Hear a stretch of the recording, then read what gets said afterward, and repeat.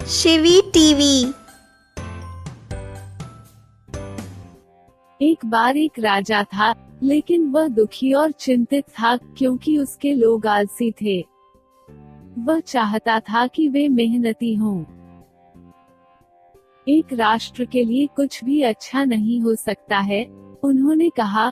जो लोग शिकायत करते हैं कि अन्य लोग उनकी समस्याओं को हल करें, अच्छी चीजें उनके पास आती हैं जो खुद की मदद करते हैं।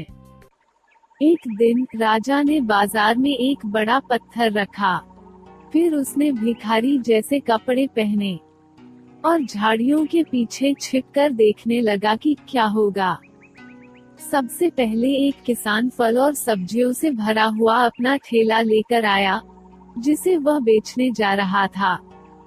जैसे ही वो उस पत्थर के पास गया, उसके ठेले का एक पहिया पत्थर पर अटक गया। उसने कहा, हे भगवान, कौन इस तरह की लापरवाही करता है? सब के सब आलसी लोग हैं, कोई सड़क पर पड़ा ये पत्थर नहीं हटा सकता। यह शिकायत करने पर वह चला गया और दूसरों को आलसी बताया, पर खुद पत्थर नहीं हटाया। इसके तुरंत बाद एक युवा सैनिक आया। वह साफ सुथरी वर्दी पहने हुए था और उसके बेल्ट पर तलवार लटक रही थी। वह सोचता हुआ आ रहा था कि उसने अद्भुत बहादुरी पुरस्कार जीत लिया। उसने पत्थर नहीं देखा और वह गिर गया। फिर वो उठा और अपने कपड़े झाड़े, अपनी तलवार उठाई और गुस्से से चारों ओर देखा। और फिर वह बड़बड़ाया, हे भगवान, कितने आलसी लोग हैं जो दूसरों की परवाह नहीं करते, सड़क से पत्थर नहीं हटा सकते। यह कहते हुए चला गया, पर एक बार भी पत्थर हिलाने की नहीं सोची। इसी तरह पूरा दिन गुजर गया, लेकिन किसी ने भी वह पत्थर वहां से नहीं हटाया। कुछ देर बाद एक गरीब कारपेंटर की बेटी गुजर रही थी।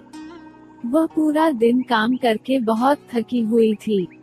उसने पत्थर को देखा और कहा, अब लगभग अंधेरा हो गया है। किसी को रात में इस पत्थर से बुरी तरह से चोट लग सकती है। मैं इसे रास्ते से हटा देती हूँ। उसने उस बड़े पत्थर को जोर से खींचा और धक्का दिया, जब तक वह उस पत्थर को रास्ते से एक तरफ नहीं कर दिया। जैसे ही उसने पत्थर हटाया, उसे आश्चर्य हुआ। उस पत्थर के नीचे गड्ढे में एक बॉक्स मिला, जिस पर लिखा था, यह बॉक्स पत्थर को रास्ते से हटाने वाले का है। उसने बक्सा खोला और वह सोने से भरा था। वह गरीब कारपेंटर की बेटी बहुत खुश हो गई। तभी किसान, सैनिक और अन्य सभी दौड़ते हुए उस स्थान पर आए जहां पत्थर था और पूछने लगे क्या हुआ। तब राजा ने झाड़ियों के पीछे से खड़े होकर कहा, हम अक्सर अपने रास्ते में समस्याओं के बारे में बोलते हैं, बस अन्य लोगों की शिकायत करते हैं और दोष देते हैं। हम समस्याओं के बारे में खुद कुछ नहीं करते।